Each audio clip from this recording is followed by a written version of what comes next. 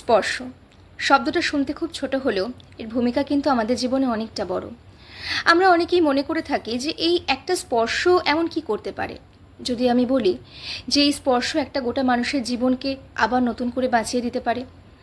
ধরুন যে মানুষটা আত্মহত্যার কথা কাল রাতেই ভাবছিল, সকালবেলা উঠে যদি তার প্রিয় মানুষ বা তার বাবা মা কেউ একজন হাত ধরে বলেন তোমার কোনো চিন্তা নেই, আমি তোমার পাশে আছি, তাহলে হয়তো কোথাও গিয়ে সেই মানুষটা আর আত্মহত্যা করার কথা ভাববে না।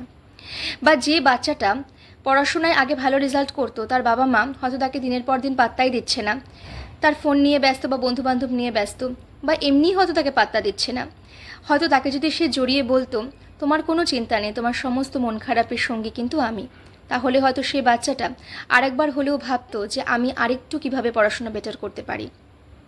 আমরা আমাদের দৈনন্দিন জীবনে এতটাই বেশি ফাস্ট ফরওয়ার্ড হয়ে গিয়েছি বা এতটাই বেশি আমরা সোশ্যাল মিডিয়া বেসড হয়ে গিয়েছি যে আমরা আমাদের কাছের মানুষের মনের খবর রাখতেই ভুলে যাই। হাতে হাত রেখে যদি একবার বলা যেতে পারতো যে আমি তোমার পাশে আছি, তোমার কোনো চিন্তা নেই, তাহলে হয়তো বহু মানুষ আত্মহত্যার পথ বেছে নিতেন না। আমরা বড্ড বেশি আঙুল দেখিয়ে বলে ফেলি যে অমুকের তো অমুক সমস্যা ছিল তাই হয়তো আত্মহত্যা করেছে। ইস যদি একবার জানতে পারতাম, এই যে ইস যদি একবার জানতে পারতাম, এটা যদি আরেকটু আগে আমরাই ভাবতে পারতাম তাহলে হয়তো একটা গোটা জীবন বেঁচে যেত। কিন্তু আমরা কোথাও গিয়ে আমাদের নিজেদেরকে নিয়ে এতটাই ব্যস্ত যে আমরা হয়তো তাদের কথা ভাবিই না।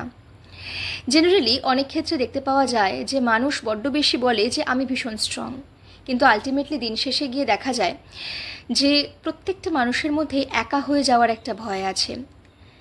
তাই নিজেদের মানুষের মনের খবর রাখাটা এবং তার পাশে দাঁড়িয়ে একবার আমি তোমার পাশে আছি, তোমার কোনো চিন্তা নেই, এটা বললে যদি একটা গোটা মানুষের জীবন যদি বেঁচে যায় তাহলে ক্ষতি কী?